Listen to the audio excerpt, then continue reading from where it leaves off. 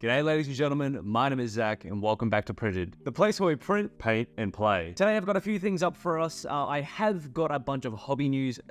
Firstly, a few things releasing from Warhammer as well as some cool 3D printed models. And one of my favorite Instagram conversion accounts that I have stumbled upon in the past few weeks that I would love to show you. So we'll jump straight into the hobby highlights and see what I've done. I made a couple of purchases because if my pile of shame does not get any bigger, then I'm not a good hobbyist. So like everyone, I am painting a lot less than I am buying, but nothing wrong with that because it's just opportunities for videos is how I justify it to myself. But starting off, I did actually buy a cheeky little bit of Ultramarines stuff. I actually did a trade for a guy. For those who don't know, I run a 3D printing business. And he was like, hey, are you able to print some models for me? I was like, yeah, sure. And he's like, I've got some models that I want to get rid of. So I had a look. And believe it or not, as an Ultramarines player, I do not own a single decent character. I own a bunch of the characters that came in like the Dark Imperium, Leviathan and all that, and like all the generic stuff. But I have never once owned Marnius Calgar and his honor squad, or Rabute Gilliman, the Primarch of my very own chapter. But alas, that does change today, because I now own both. As well as a drop pod, a tech marine, and 10 more Terminators. I am going to have a bunch of Terminators for the army. I'm probably going to keep these 10 for the actual Ultramarines stuff, but the other ones in the Leviathan box that I have now, I might just end up converting those guys into different things. So we'll see what happens. But yes, I'm very, very keen to have these new models in my army and kind of round it out a little bit and make it a true Ultramarines faction. Next up, I did also find some OldHammer on Facebook Marketplace. I came upon a gentleman selling some OldHammer. Specifically, I picked up a fully in-box shrink-wrapped High Elves regiment, which is from the I think it's from 1995, so like legitimately 30 years old, which was absolutely insane. I also picked up some Mordheim Amazon Warriors. If I said that weird, it's because I've said it 4 times already. And they were basically in brand new condition. Like, this guy has genuinely looked after these boxes. And I'll probably do the same. I think definitely with the High Elf stuff, I'll keep them still in the shrink wrap and maybe have them as like a display piece. Same with the Amazon Warriors. I might do something with them if I ever get into Mordheim. But for the most part, I don't really have much of an intention. I did also grab an Empire artillery cannon, which I'm thinking of painting up because I love the Empire aesthetic in Old World, and I wouldn't mind jumping into it. Maybe starting a little army or something like that. But yeah, I'll see how I go because these kits are so old, and I bought them because they're so beautiful and they're pristine. And I just want to display them in like a little cabinet for my people so I can come over and be like, behold my stuff. Now, getting off the purchasing history for this week, I did also go to a hobby shop this week. One that I do want to share with you, and that is Irresistible Force down south from where I live. Now, I went with Z and my other mate, and it was such a fun experience. We went just after I finished work, and thank God this place is open till 10 o'clock at night. So we ended up going down there, and I was looking for a couple of specific kits. I was either going to buy the Alaris Custodes Terminators, because I do want to start some Custodes stuff. And I was also chasing the Tartaros Terminators kit. Unfortunately, they did not have any, even though they do have a very wide range of different Games Workshop products at a super, super massive discount, which, by the way, this video is not sponsored. I just freaking love their shop. They didn't have any of the kits that I was chasing. You can always order them in, but I'm a very impatient person, so I didn't particularly want to wait for anything. So it was super good going there. The one biggest reason that I go there and nowhere else is the displays. These things are absolutely incredible. They legitimately have multiple cabinets of fully painted armies, and it's amazing going in there and seeing what different people have done with all of their stuff.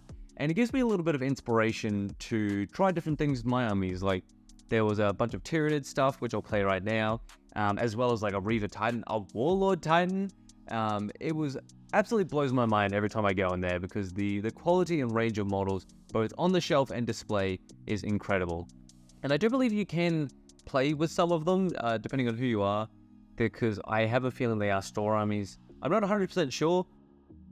For the week, I did also, sorry, just one last note, I did paint some more on my Chaos Warriors. They are ever so slowly creeping towards completion. Not 100% yet, but we are getting there. Jumping straight over to our hobby headlines for this week, we have a couple of new releases from Games Workshop, as well as a Mezgike release of all things. I subscribe and unsubscribe to a lot of different Patreons and things, depending on the models that they have for the month. This week, they released the Death Shell Crawlers, which, don't tell me that isn't cool. I'm pretty sure they're a proxy for the Plague, not Crawlers, some sort of Death Guard unit, and I think they've done such a fantastic job at creating. Like, I freaking love it. As soon as I saw this, I literally went to their tribes and subscribed. Today's the 29th, well, today's actually the 30th, but the day that I subscribed was the 29th, and I'm gonna get charged again for next month tomorrow, but I don't care. I want whatever they're releasing next month.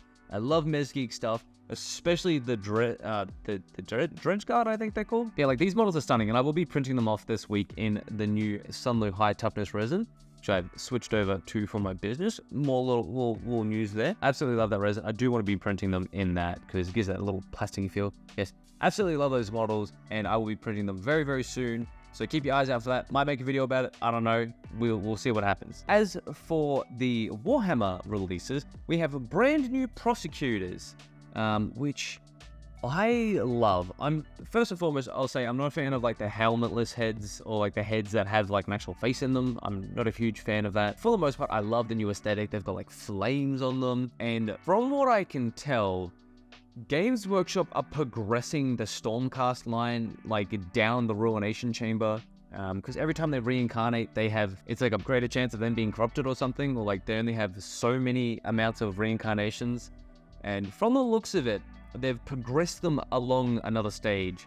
So I'm keen to see what happens in maybe three or 6 years, because if they're still gonna like progress them, then that'll be super, super interesting. Because yeah, are they gonna do Chaos ones? Maybe eventually, because that'd be pretty neat. Like, surely some Peosecutors fall to the Winds of Chaos, because like, if a Primarch can do it, I'm sure a couple of Golden Boys can as well. There is also a new Gromindal for this week, which I have never been a Gromindal lover. I love looking at the models, but I don't particularly buy them and paint them. They're kind of just a cool anniversary model that Warhammer releases every month. They've got a new little model. I'll show it just here. Not my particular cup of tea, but kind of coolish. Now, jumping on to the next release, we have the Legions Imperialis releases for this week, which look pretty freaking cool. We're finally getting a bunch of the Solar Auxilia stuff, drop pods and things, the Legion Astartes, I think it was like not the Combat Patrol, the starter kit for it, which looks pretty cool, and definitely a decent amount of plastic, so I'm keen to see what people do with those. I probably won't be picking it up, because I still have a bunch of tiny tanks to paint, but for the most part, I freaking love Legions Imperialis. I wish they did 40k, but we can only cross our fingers and hope that they move on to that soon. Last but not least, we do have the Made to Order releasing this Saturday. So this video was meant to come out last week, but I've had a bunch of friends over, and we've been very, very busy amongst things. So I'm kind of like consolidating 2 videos into one, but you will get another one of these this week. Now we have the Orcs Made to Order, which I'm super, super excited for. Specifically the Orc on Wyvern. Now, something about that model is just absolutely iconic, and I love the like the slanched kind of sneaky vibe of it. There's a bunch of other models releasing alongside it that I'll have running through here. But for the most part, I love that Games Workshop every week are going back in the range and doing these made to orders. Like, I don't know how much they're going to be, because I looked at the Orcs and Goblins prices last time, and they were a lot higher than I thought they would be. So unfortunately, I may or may not grab one. Like I said, I have a very big pile of shame right now, so I do need to get through that first and foremost. But I'm very excited to maybe get my hands on them for a reasonable price, all things considered, and possibly do that. With that done and dusted, that is all that news for this week, and it's time to get into the hobby hero. Now, this is not specifically one person for this week. This is actually a team of 2 people, and if I do remember correctly, it's the husband builds the models and then the wife paints the model. And that is no other than Creative Micromanagement. I had to look at the name because I always get it mixed up. But long story short, this is a team of 2 people, a husband and wife duo, as I said before, that makes some of the best conversions I've ever seen. Now, I do believe that they are an Australian couple, because I noticed that on one of the Warhammer buy swap sell trade pages, there was actually a case of Warhammer models that had been donated to a Vinny shop. And somebody put a post up and was like, hey guys, like, this looks like a super heavily converted army. It looks like a lot of time and love has gone into it. Like, I'd love to know what the story is behind it. And I remember initially a bunch of the comments were just saying, you know, hey, it's most likely like a deceased estate sale, and this was just something that people sold. But it did come out that the two people that originally made the army were this creative micromanagement team, and they left it at their parents', I can't remember whose parents it was, place, and basically the parents were like, hey, like, what do you guys want to do with this? And they were like, you know, we'll just donate it to the local Vinnies. Like, very, very kind of them. Like, these models, not only the value of them, but like the sheer amount of time, effort, and love that has gone into them. They just said, donate it to the local Vinnies. And from what I understand, it is now at one of the local Games Workshop stores that is nearby.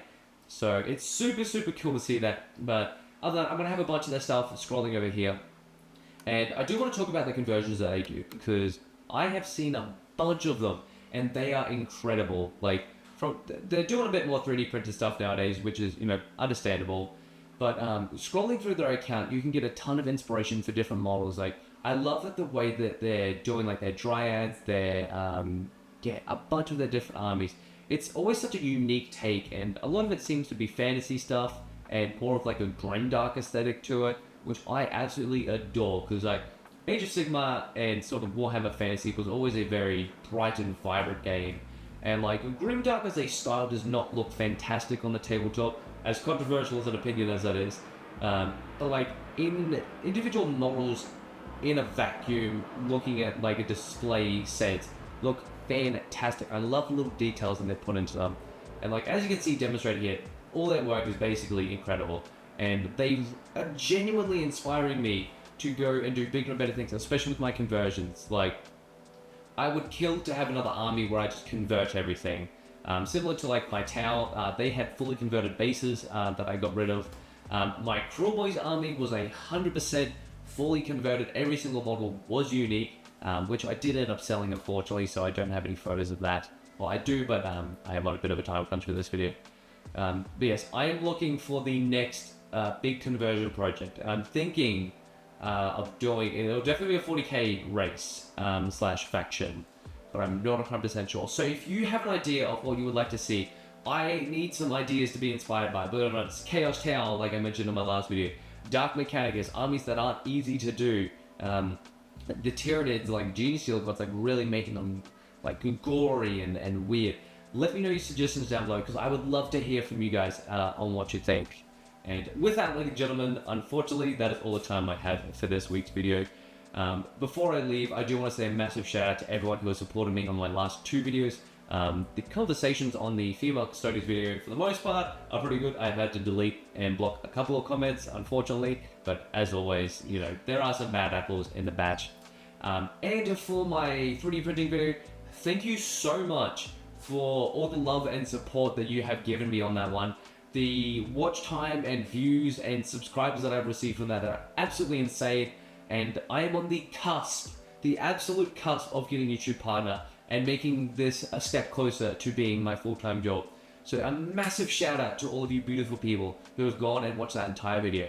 It is pushing me to do bigger and better things, and I'm not 100% sure if I'll keep doing weekly videos or instead focus on having the weekly hobby highlights and things, and then just releasing hobby videos whenever they're ready. I would love to hear your thoughts about it. Yes, enough with me rambling. Thank you to everyone for watching. I appreciate you all for being here. If you did indeed enjoy this video, make sure to leave a like on it. If you're new here, make sure to subscribe and join our beautiful community of hobby heroes. I would love to see your friendly face up there with the rest of our hobby heroes. And until next time, ladies and gentlemen, happy hobbying. Bye.